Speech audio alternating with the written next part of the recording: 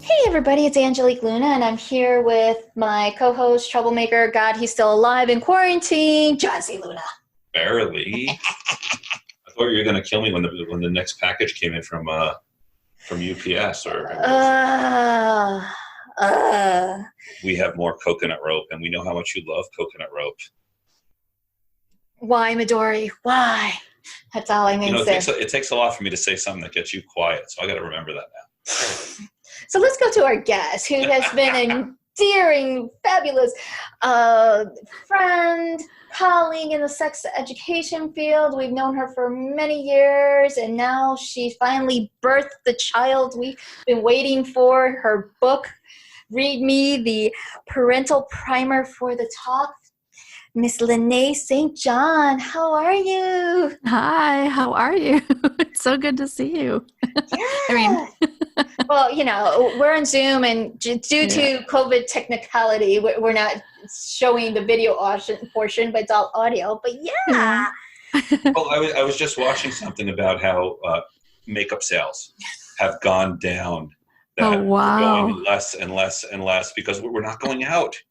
Yeah. So, and someone said, well, what's next? Sense. And I said, pants sales.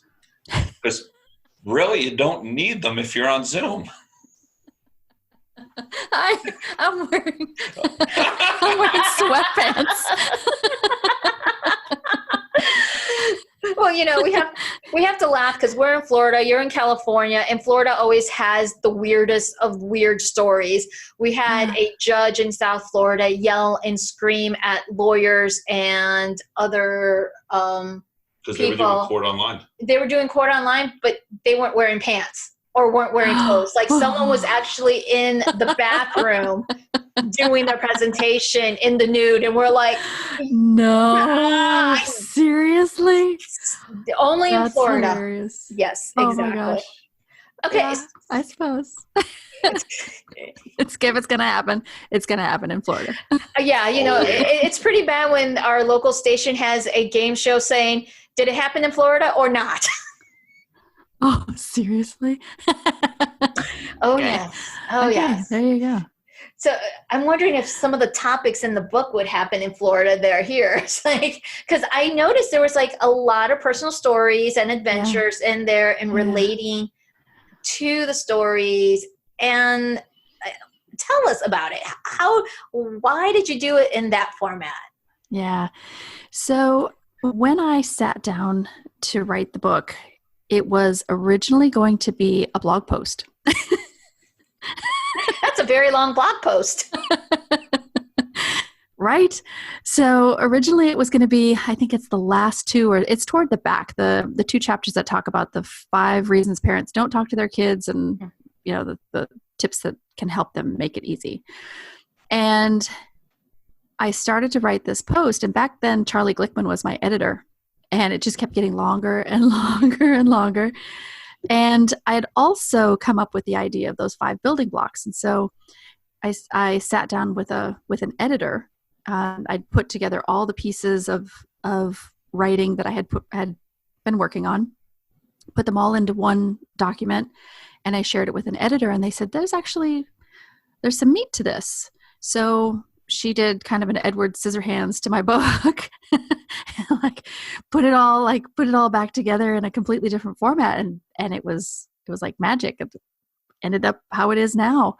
And putting in those personal stories, well, the reason why I did that is I felt like if you could give people examples of how it worked in real life, it would take it from being this theoretical, pie in the sky, I don't really know how this works in application, to something really tangible.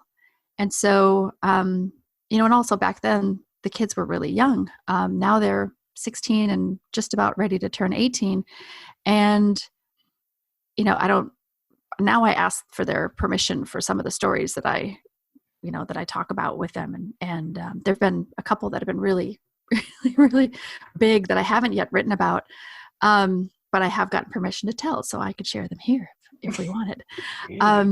But well, your girls are on another level of like sex positivity and using, consent left and right. Because I remember you told a story last time about them throwing the consent flag. It's like, you didn't have consent. I was like, oh my God, that's no hysterical. Consent. Yeah. It happens less often now, but because I think their boundaries are better. But yeah, it used to be very often that I would have one kid yelling, "No consent," as like almost like uncle. You know how some people use uncle, like throw out the no consent and everything stops. So so putting in those personal stories, it felt like it could help people with how it would apply to them or potentially apply to them too. Now, what surprised me was when you put in the book that some people are going to feel uncomfortable reading this. And I'm like, say what? Yeah. Why would they feel uncomfortable? Yeah.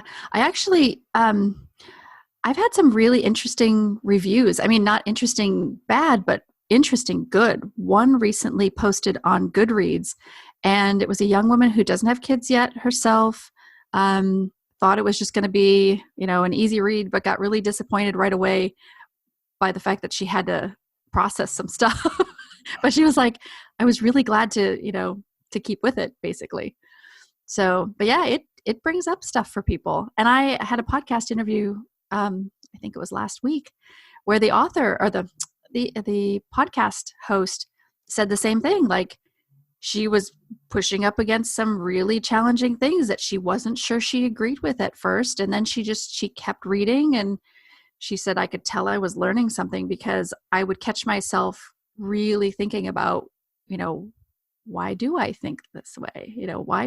And for me, I'm in another group where we talk about the curse of knowledge, and you guys probably experience this now too, right? You've been doing this work for a while, and you almost forget what it was like to be in that space of not knowing and not understanding. And yeah, it trips me up today, even when I try to, write things, and I'm like, okay, I really need to bring this back to, make it about them, that they understand what I'm talking about.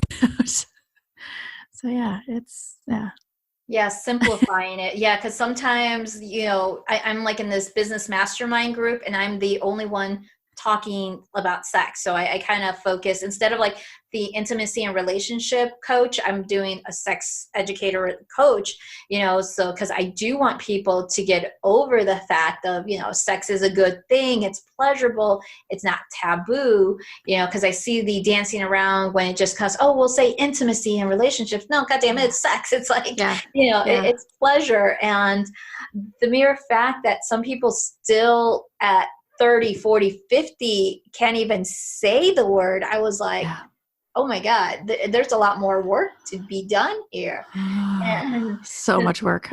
Yeah. And we teach so much that sometimes we forget not everybody has attended our class.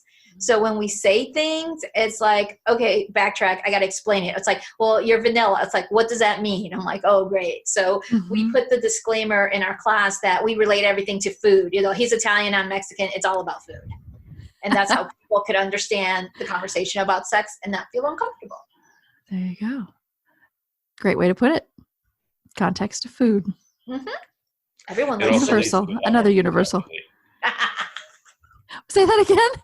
I said it leads to a lot more takeout lately. If only, right? Oh, yes. All right, let's talk about the 5 building blocks, because I love how you have it set up in the book that you even put like a little quick description of what each building block is meant to be. Yeah. And that was inspired by, any conversation I have, even with my partner who is not a native English speaker, it's always helpful to define your terms. And so having that at the beginning of the chapter helps to sort of lay out, at least in my mind, okay, what are we going to talk about here? And how does this really apply and all that? So I tried to find a quote too. So you probably noticed the quotes at the beginning, they all tie back to, that part was actually kind of fun. because that's another piece that, as I was putting the book together, I would stumble upon quotes. And, 4 or 5 years ago, Instagram used to be lots of quotes, right? Mm-hmm. Less stories and more like interesting quotes that you could share. And I have 2 books on the bookshelf back there. Well, nobody can see it, but they're all full of quotes about sex. And so some of those I'd pull out, and then others I would just find elsewhere. And so yeah, it was a lot of fun. It ended up being a lot of fun putting a book together. Oh yeah, totally. There, it's like, yeah, the one quote I really liked was the what do you call it? Fred Rogers talk at the Senate about mental health. Yeah, and that was like, yeah, if we had mental health, we wouldn't be in the situation we are right now. But that's okay. That's just my opinion. Well, in addition to that, we wouldn't be in the same position we are in now. But I'm becoming more of the mind to want to push for sex to be dealt with in schools no differently than math and science, because it's something that people deserve to know factual information.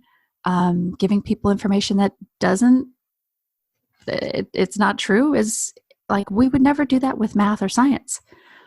We would never allow I don't know, integers to be taught some other way, or multiplication tables, because, we don't believe that they're true. This is not a piece. I mean, I understand why parents want to, it's not even, they think it's protecting, right?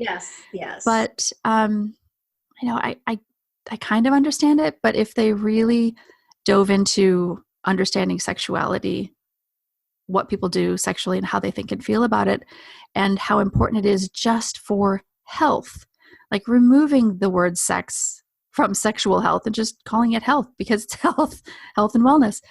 And, how important that is. I actually just posted a blog post right before we jumped on the call here, talking about how I talk to my kids about STI testing. I included in the book, right? Page 62 is what I just put in the blog post. But, if it's not a sexual thing, it's a health thing. Mm-hmm.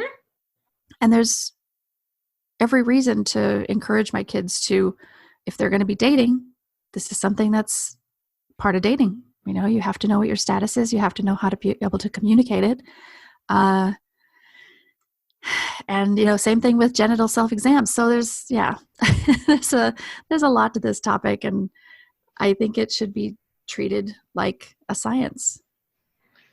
Well, it definitely should be. One of the things I'm always amazed about is when you talk about STDs, the shame that's associated with it. Mm-hmm. Oh yeah. Even from your doctor. Oh God. Yeah, we had to switch doctors because one shamed us, and we're like, F you, we're out. Yeah, but you've never heard a doctor go, "Oh, you have cancer. What did you do?" It's that's a good point. You have an STI. Well, you must have been wild or something. It's like, why is there shame around a particular disease? Yeah.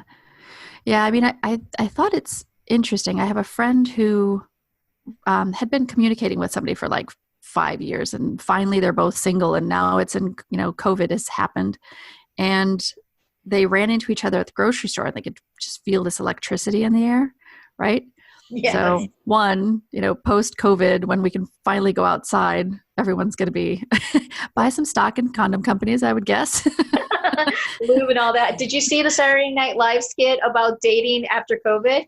No, I didn't. Oh my God, you got to check it out. Okay, I need to see it. They were making fun of Disney's Anna. Remember, like they were locked up, and then the first guy she got, she married. So that was the premise that they did on SNL. They're like, okay, well, here's this guy who's homeless. I don't care. I'll date him. It's like, well, here's this other guy. I don't care how he looks. I'll just take him. It's just like, hey, he has a pulse. That's fine. It was that ridiculous. But it was interesting though, because my friend, after having run into him, they started sexting each other, and the conversation they had about like, when's the last time you saw someone, just like the, like the check-in, how often are you keeping yourself quarantined? Like, what's your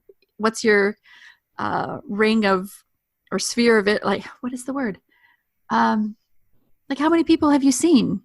Like, do you have people visiting you? Do you visit other people? Right? That kind of conversation. I was like, this is a great opportunity to add on to that with the STI stuff, right? Yeah. When was the last time you got tested? Even pre-COVID. Exactly.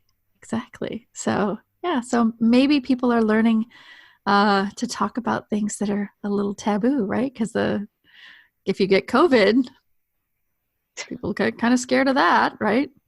I still think the funniest question I've been asked is, can I catch it through sex if I'm wearing a mask? And I'm like, okay, I know you've been locked up for 8 or 9 weeks. It's wearing thin on you, isn't it? Oh, I thought it was the oral one. It's like, yeah, you can't catch it if you're just doing oral in a glory hole. These are the questions we're getting. I don't know if you're getting the same one. If people are asking them, they're valid questions. People still need to get their intimacy, still need to get their touch in. They're just trying to figure out the loophole. What's the loophole? COVID hacks. The loophole, yeah. COVID hacks. Is that the next? I suppose. It sounds like a good one. You might have to hit that one. COVID hacks.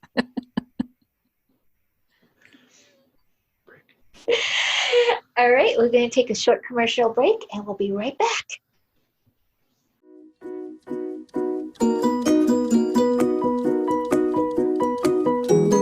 Hey, John. Hey, sweetie, what's up? I need to run to the store and get some new toys. You broke your toy again, didn't you? I was not admitting to that right now, but yes. Well, let's go down to Fairvilla. They have a very well-trained staff that can help us select a new toy and even help you out with those Bluetooth Wi-Fi issues you sometimes have. Oh, well, that's all your department. You're the techie. I just enjoy the pleasure. I know, I love the Mega Store just because they always have the class list right as soon as you come in. You're talking about Fairvilla University, which has classes every month on subjects ranging from BDSM to non-monogamy to just plain toy safety. Yeah. Fairvilla, for pleasure, fun, and fantasy.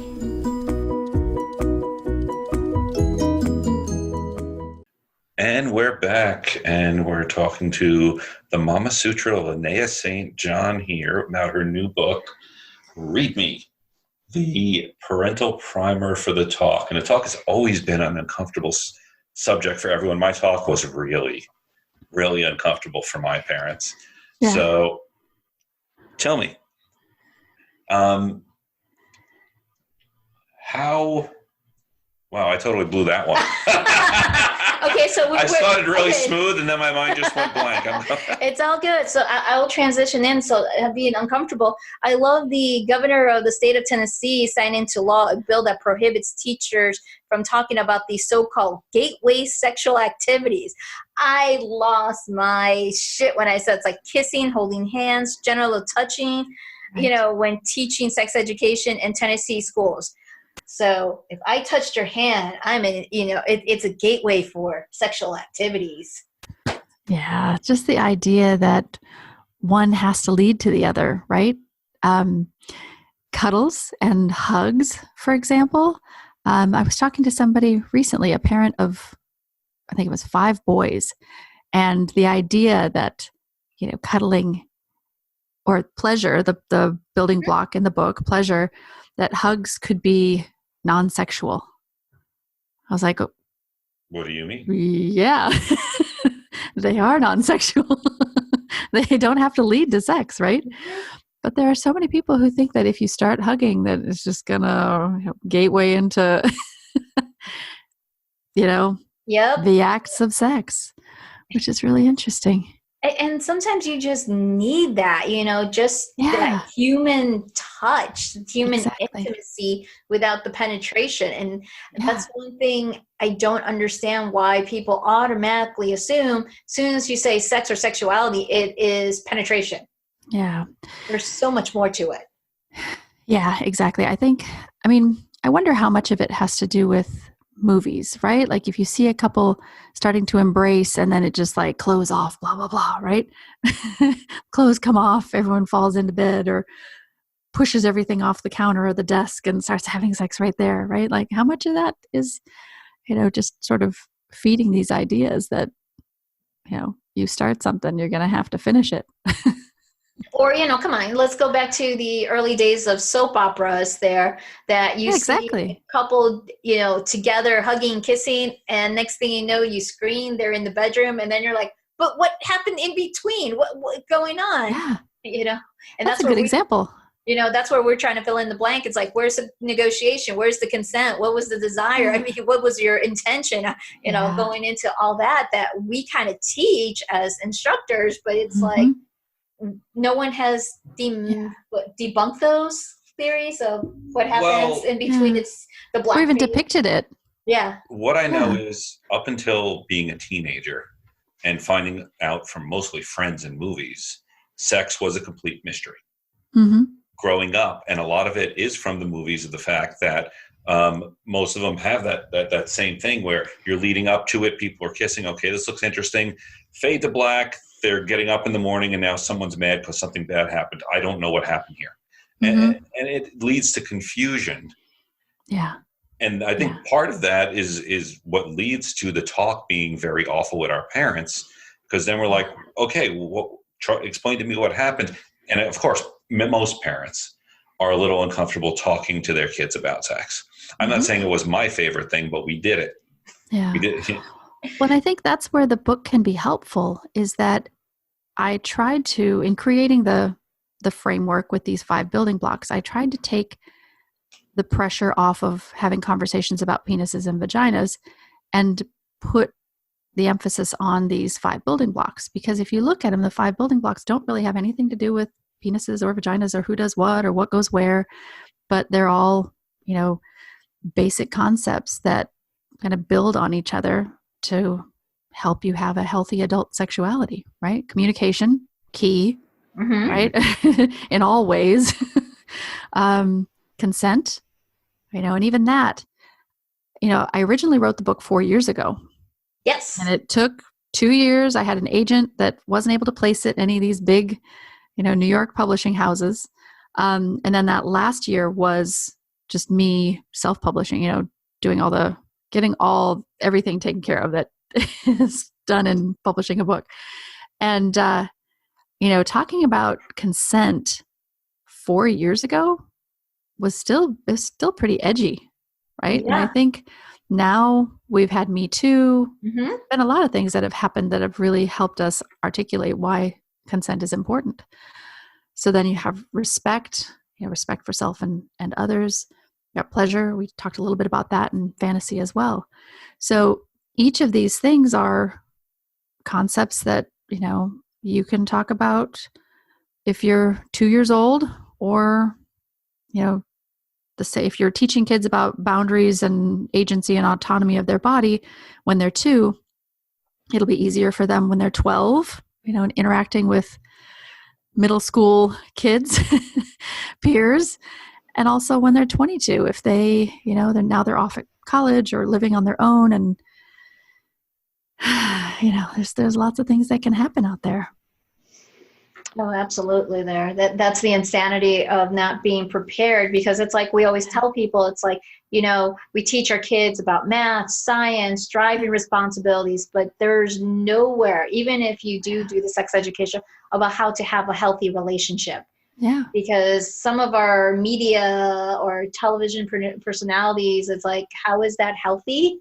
I mean, and my favorite is Married with Children. How dysfunctional was that family? And then you go all the way back to the 1950s with Leave It to Beaver. It's like, wait, is that a reality or not? Yeah. And with that, you have, at least what I think has contributed to hookup culture, is if you just teach about sex and you don't talk about all the stuff that has to lead up to the sex, then of course people aren't going to really understand how to get from A to B, right? They're basically going from A to Z, and there's been a whole lot of stuff in the middle that they completely miss. And, exactly. It's the fun part of it too, Yeah, exactly. All that stuff is really rich if you're able to absorb it, learn it when you're young. I think, at least with my kids, I've been seeing these seeds that I planted for them years ago with, even before I wrote the book, and seeing how it shows up now, right? My kids have been through OWL. They've been through my teaching them on a day-to-day basis all about sexuality. And this was the thing that my daughter said she gave me permission to talk about. She and I were talking about, I don't even remember how the conversation started, but she said, when I have sex, I want to be able to find somebody that I can be comfortable with. And I was like, okay, that's really interesting. Tell me more. And she said, well, I get the sense that sex is awkward. And I want to find somebody that I can be completely awkward with. And I was just floored because, I was not that kid. No. I didn't get any education like that. So that thought process was not there for me. I didn't put any importance or even any knowledge on, who I would select, why I would select them, right? I made some really stupid decisions. Oh, come on. We all have. When I was in my, in my 20s for sure. And it was really kind of an eye-opening moment for me, and just made the point even stronger. All the statistics that say kids that know about sex aren't the ones that go out and do it. They're more likely to use a condom. They're more likely to wait. So it's like I said, I'm seeing those seeds that planted years ago starting to come up in ways I would not have expected. Good ways. I know they sometimes surprise us because you think they don't listen to us, but then they and turn around and say things like that. And I'm like, oh, so you did listen and you did take notes, but you're still making me feel like I did a bad parenting job. You evil child here. But, but that's a good thing there, because I know growing up, it was like, don't ever date a guy because they only want to have sex. You only have sex when you get married. And I'm like, okay, but what happens if I didn't have sex? How am I supposed to know what to do on the wedding night? It's like lights on, lights off. It's very challenging. And then even to have even that permission to tell my partner, hey, I like this, or can you stop and do that? Because it will ruin the mood, because that's what we learn, not to say anything or speak up. And that's what's been great the last couple of years with a lot of the conversations and the Me Too, that we are learning to speak up and be vocal on what we like, even, self-care, masturbation, during National Masturbation Month, and also Mental Health Awareness Month. I don't see that as funny. I say, hey, they go hand in hand, You have an orgasm, then you're mentally healthy. Helps. Yeah. Yeah. It certainly does help. Helps to relieve all that stress that we're feeling in COVID, in quarantine, right? Absolutely. So let me ask you, when you wrote this, who should be reading this book? Because I know it is the primer for the talk. And most people think, okay, the talk, depending on where you're from, is somewhere between 12 and 18, depending on how in the cloud you are. Yeah. But who should be reading it? Because we always say sex ed should begin as early as 2. Yep. To an extent. Yeah. Well, and it's interesting because when I look at the audience that does pay attention to what I say or what I write or whatever, they're usually kids that already have, or they're usually people that have kids that are already in school. Mm-hmm. So I do find some toddlers and preschoolers, but mostly kindergarten up through young adult. But I've also noticed in the reviews, when I read the reviews on Amazon and elsewhere, I'm noticing a lot of people who don't have kids have read my book and gotten a lot out of it, because it's not just a book that is for parents. I think it's also a book that has a lot to say about how we learned what we learned, and maybe even begin to question, who was that for? Who were those lessons? Who were those messages, those false messages? Who were they for? And to be fair, my parents probably got a lot of shame when they were or the messages they got were all about shameful sex or sex is dangerous and things like that, because it probably was, if you're not talking about it. And back then, yeah, there's probably a lot of stuff that our parents and grandparents had to put up with or endure. And so they didn't know what to say. But now we do have resources out there who can help. So I guess the book is really for anybody who wants to maybe unlearn the bad messages about sex that they've absorbed. And there's a lot of it throughout several generations, cultural, religious. I mean, we have seen it and heard it all, in regards to what makes sex uncomfortable for them. I believe it. And also, I think it's so helpful for people who've gone through trauma to even set the foundations for them to understand that this is the healthier way. What you experience, yes, it was bad, but it is repairable. So you can still have a healthy, relationship there. And that pleasure is not bad. Fantasies are not bad. We always say it ignites a conversation, gets you new ideas. I mean, you could fulfill them or not, but at least it gets the motor running. That's for sure. Gets it lubed up at least. Always use lube.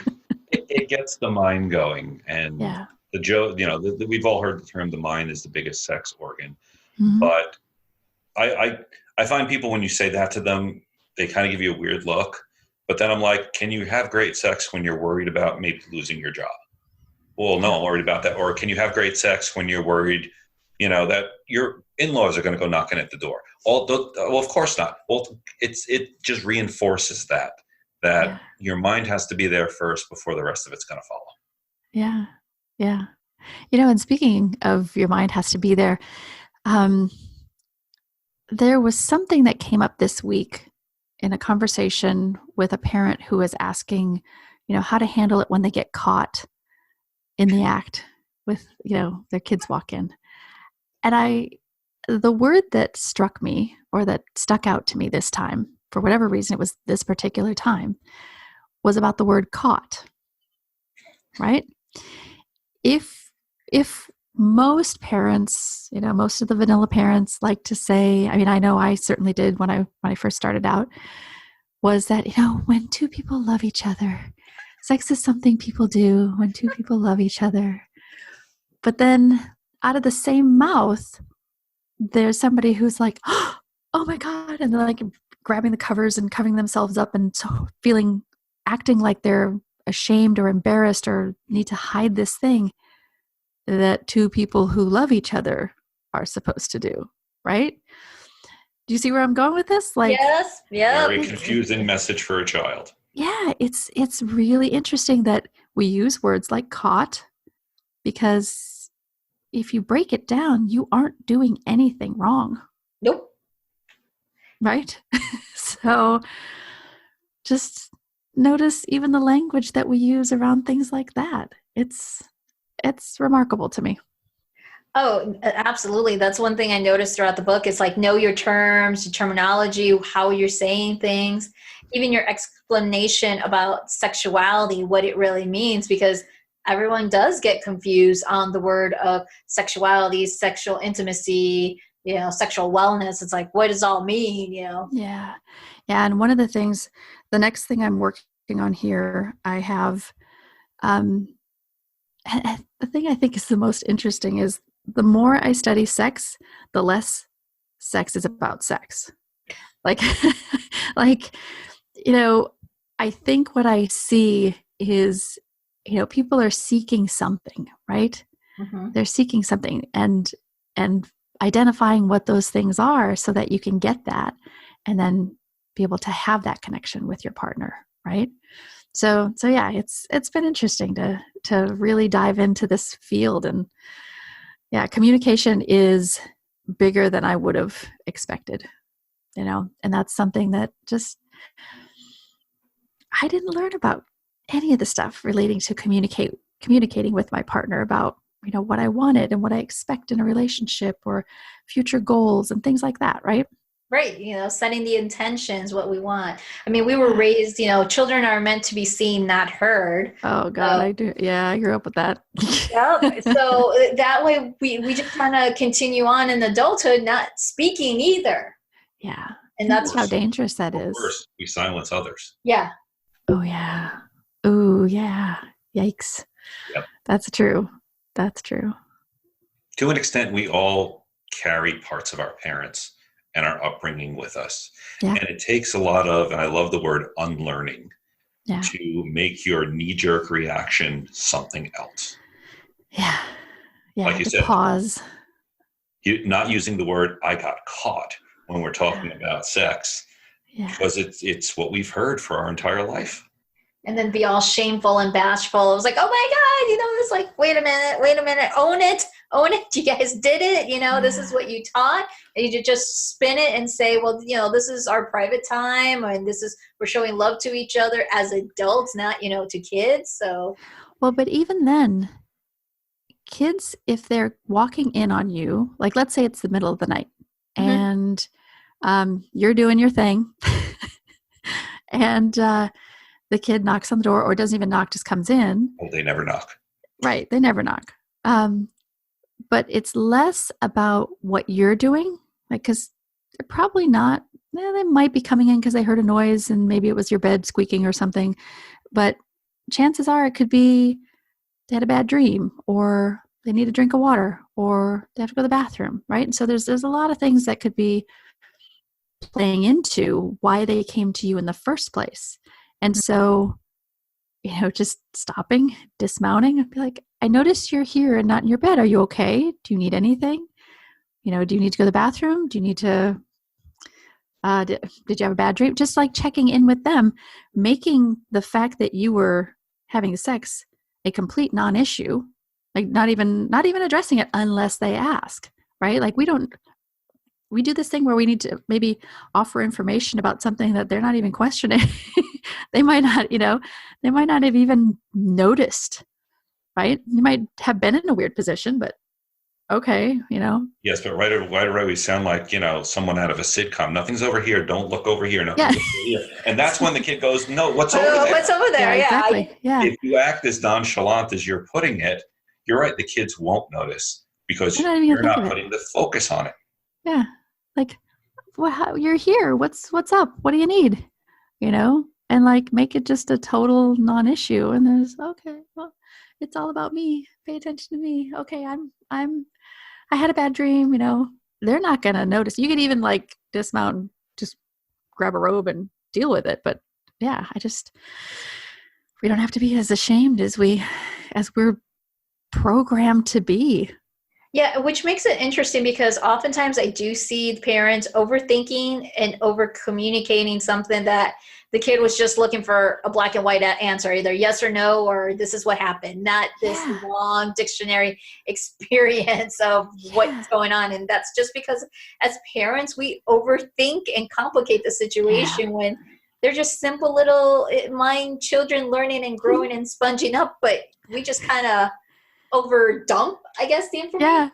Yeah, it's like a brain dump. Yeah. That reminds me, there was a story I used to tell really early days of studying sexuality and talking to parents. And one parent pointed out that when her son asked, where did he come from? She went into a whole long story about like the birds and the bees and babies and how they're born. And he's like, oh, that was really interesting because, so-and-so said they came from such and such hospital. That would work too. Where'd I come from? You came from the hospital. I mean, it's not really given the whole information, but I mean, getting context and getting, asking a deeper question. Tell me why you're asking. Where does this? Kind of buying yourself some time at the same time, and you'll get to see like, the answer that you probably were looking for was something totally different. And that is true. Kids are curious, but it's to a point. Yeah. Because I had a nephew ask me like, I want cookies. Well, I have to cook cookies. Well, what does that mean? Well, okay, I need the oven. I need this, that. I started talking, and he's like, I see the eyes glaze over. Like, I just want a cookie. I'm like, okay, it'll take 40 minutes. You get the cookie. Yeah. So I'm assuming in a lot of ways, depending on the age, it's the same thing about sex or that question, where do I come from? Yeah. You don't need to go into a dissertation. It's you were Exactly. born in a hospital. Everything worked out. You're here. As long as it's not the stork story, we're good. Yeah. Yes. Yeah, exactly. Like, where do Tell the me- birds come in on this? Why are there birds? Tell me about the time you went to the hospital and got me, mommy, or whatever. You're right. Like Yeah, then that could be a little okay. Then you're more interested here in something a little deeper. Yeah. Yeah. Yeah. You're right though. It does become a dissertation for folks. And the one thing I always tried to do with my kids was come up with an answer that was, simple for their age, right? To answer their question without going into a dissertation, and to try to do it as best I could in one sentence, and then be prepared for wherever that goes after that. Because sometimes they would ask a question that was expected, and then other times the follow-up was completely different than what I would have expected. I think I might have written one of them in the book, or else it's a blog that I wrote that I didn't put in the book. But my daughter asked me one time, how do you have sex and not get pregnant? Like, that was an interesting question because, most conversations around sex lead to pregnancy, right? So like, it was interesting at least that she understood that you could do this thing and not get pregnant. And so then it became a conversation about, masturbation, right? So yeah, you never know where they're going to go with it, but yeah, if you just get curious about what they're looking for, what they want to know, you can give them the answer, or give them an answer that will satisfy what they need at that time. Exactly. And then try to find like teachable moments, because I know you talked about the J-Lo song and how you were discussing the lyrics. And I'm like thinking, like I'm a Disney fanatic, and how many adult references are in several Disney movies and also other animated movies that you're just like, you catch it as an adult, but as kids, they don't see it. I don't get that. Of course There's not. lots of stuff as kids were exposed to that, again, the parents see the sexuality on it, we don't. And for me, we're going way back, and I'm going to date myself. Like a Virgin just came out. I'm right there with you. Yep. And I remember we were going to school, and another parent drove us this time. And the moment the song came on, she not only shut off, she punched the radio to shut it off. And it was violent enough that as a kid, I'm like, okay, something really wrong that happened that pissed her off. What was that? Yeah. Yeah, and remember, audience, John has 12 years of Catholic school. Yes. Yes, I do. But when it was, years later, I heard it, and I'm still listening to the song for a while, but the lyrics still didn't click. And I got to say, it wasn't even until years later. So I guess when I heard the song, what are we talking about? 1980 is when she first started. Yeah. So I was about 7. It took anyway, when the lyrics finally clicked, so many years later, 5, 6, 7 years later, it was like, oh crap, that's what was going on in that car. Yeah, same thing with Little Red Corvette and, oh gosh, what are some of these others that... Almost any Prince song. AC/DC? Oh yeah, for sure. Okay, how about the milkshake? The milkshake brings the voice. Yeah.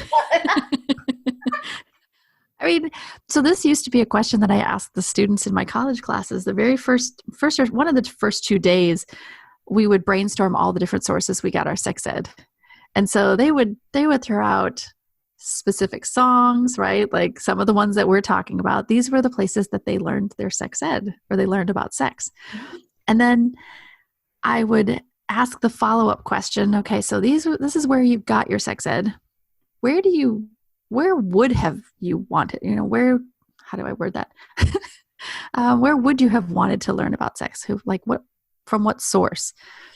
And it surprised me the first time it happened, but one of the students right away, first thing was parents. And I sort of thought that was a fluke, right? That would be the first, because they came up with some other ideas too. And the next semester, the same thing. Parents was the first thing that came up. And so, it just, to me, it sort of underscored how important a book like this is, because parents are their child's first sex educator, right? They do want to know from us. And to be fair, not all of us got good information, were educated at all. I really think my mom opted out of sex ed in high school for me. Like, I don't remember getting sex ed in high school. I know I had it in junior high in 6th grade where we had to talk about periods. And I think we were even like gender split. Like, I don't remember boys being in that auditorium when they had that conversation. Yeah, I mean, they're still in this time and age, the gender split too. And I'm like, really? Yeah. Compared to what's going on TV, why are you splitting the kids? Yeah, I don't get that either. I mean, some point in their life, they're going to interact with people who are of, not of their gender and going to need to understand what that person's going through, right? It's kind of like a cross-cultural study. Oh, absolutely. But it's important, right? It's just as important as cross-cultural studies are. So, yeah. It is. And I'm glad you made the point in the book that this is not just, heterosexual normative, sex ed. It's for everybody because there's a diversity of genders and identities. Yeah. So people just don't start, well, this was not non-gender conform. I don't know, all the people who bitch about the damn vocabulary of other things, because I've been chewed out one too many times because it's been a while. I know, but still, I like to reiterate the fact that, we try our very best as educators to be gender inclusive. Yeah, and we can't always be perfect, and it's what we were talking about earlier, silencing others, right? If we jump on people when they're really trying, it doesn't help them. It doesn't help both sides really, So I think, having a little bit of compassion for the work that people are trying to do and trying to educate others. And I get it. It feels icky when it happens. Oh yeah. With everything that's going on in the world, compassion, I think there's more of now. Yes. Than there was 8 weeks ago, for all the pain, suffering, and hate to say death that has gone on, not to change the subject too much. Yeah. I think we may come out of this with a more compassionate society in a lot of ways. I hope so. I hope you're right. Definitely. So what's in the works for you upcoming so our listeners can follow, and then where else they could find you? Yeah, actually just this morning, I sent out an email to my email list. I'm in the final stages of finishing the course. That's a deep dive into this book. Yay! And so that's what's coming next. I sort of have two audiences in the MamaSutra, at least on my website. I have the parents, and then I have the adults who are just learning about sex for themselves, right? Not necessarily to be able to communicate to their kids, but who are just learning for themselves. And so I've got some fun things brewing for that as well. I have a freebie that I can offer to your audience, which kind of ties into, I mean, it wasn't on purpose, but it ties into the post that I posted today. Mm-hmm. I don't know why I'm on a little bit of a rant, or maybe not a rant, but on a soapbox mission. There you go. To help people understand sexual health is health, right? And so I put together a PDF, which is a guide for how to do a genital self-exam, whether you have a penis or a vulva. Ooh, that is well needed. Yeah. So different. I mean, I don't think I have breasts in there. I think the Susan Komen Foundation usually does a really fantastic job with that. I didn't touch that piece. But the genital self-exam, it used to be an assignment that I gave to my students when I taught it at CCSF. It was always an optional assignment. I had one student who was in her 50s.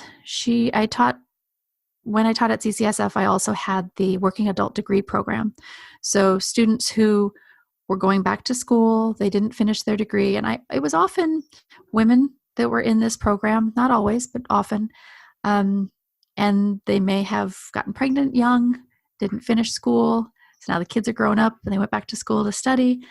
And there was one time I gave this assignment. It was like one of my last semesters. And they always had a choice, what they could choose to do as this assignment. And one of the choices was the genital self-exam. And it was kind of the easiest. You didn't have to go to a lecture or, review a book, anything like that. And so the student left this assignment for last. was really putting it off, just big resistance to doing a genital self-exam. And when we finally turned everything in, she said, she raised her hand and she said, "Professor, I have to say, I hated the thought of doing this assignment." I was like, "Yeah, I understand. It's a tough assignment." And she said, "But when I was done, I loved it." She said, "I went into my bedroom, and I locked the door, and I went into my bathroom and I locked the door, and I sat down on the floor with my mirror and I named the parts. I looked at the book to name the parts and where everything was." And she said, "It was the first time I looked at myself in that way, and I got to see how beautiful it was, how beautiful my vulva was. And it made me a little sad that I relied all those years on somebody else to tell me what I looked like, whether it was beautiful or not." She's like, "I got to see how beautiful it was." She said, "By the end of doing that assignment, I had my underwear and I was whipping it around up above my head." Like a concert, man. Yeah, exactly.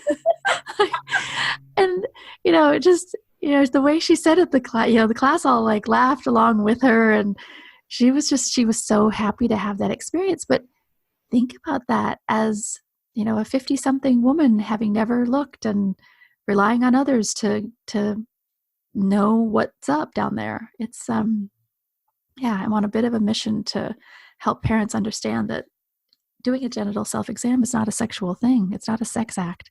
It's a health thing.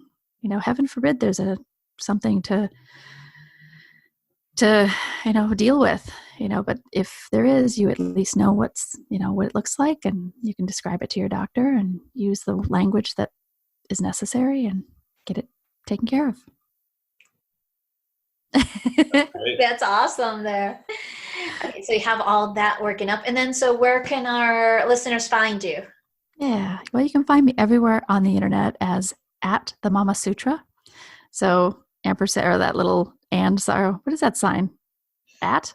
It's the at sign. At sign. TheMamasutra. And it's www.themamasutra.net. Awesome. And where can they find the book? You can find the book actually at any online book retailer. I think all the big ones are covered. You can get it in your local bookstore if you ask. They might have to order it for you, but they can get it. So Book Indio for the indie bookstores, Amazon, Apple, Barnes and Noble. Yeah, it's everywhere, thankfully. Thankfully is right, because everyone needs that, because you're right. It goes for parents, with children, and then adults without. So it is very useful. I love those 5 building blocks. But we've said that like 3 years ago when we first had you. That's why Exactly. I said it's like, so excited. The child has been born. Exactly. It has been my book baby. Actually, you can get the book internationally, even on Amazon's website. You can get it in every one of their countries, but it's in English. Very cool. Eventually in Spanish. I wish. I would need to have more interest from Spanish-speaking communities. Oh, you put it out there, they will buy it, because they won't speak up and ask for it. That's one thing I've learned with the Spanish community, that they won't ask for it. You just kind of have to slip it in and talk to them about it there. Yeah, I've had people ask me. I'll have to maybe talk to the book publisher that I'm working with to talk about that, because I do have somebody who could do a translation for it. So yeah, it's kind of an expense though that I wasn't prepared for, an additional expense. So I'd maybe have to figure out how to pay for that. Fundraising. I'm all about that. Fundraising. Well, it's been great talking to you. And catching Thank you up. for having me. Yeah. Yes, it's been a while. We haven't seen you in the conference in a while. We've been busy. We need to make a California trip. Yes, we do. Yeah. I've moved within the Bay Area, so the weather where I am now is much sunnier, much drier. I like it a lot. I'm now down by San Jose. Okay, cool. Awesome. That's nice. That's a nice area over there. So Yeah. I'm familiar with it. So, because I used to travel every couple of years to California, visit friends in Los Angeles, and then just There go you up go. and down the coast. Nice. and do that. Well, my experience in California has been consulting trips. So I know the airports very well. And that's just about it. We took you to Disneyland. That is true. We broke the code. Nice. Well, thank you very much. Have a good one. Bye. Thanks.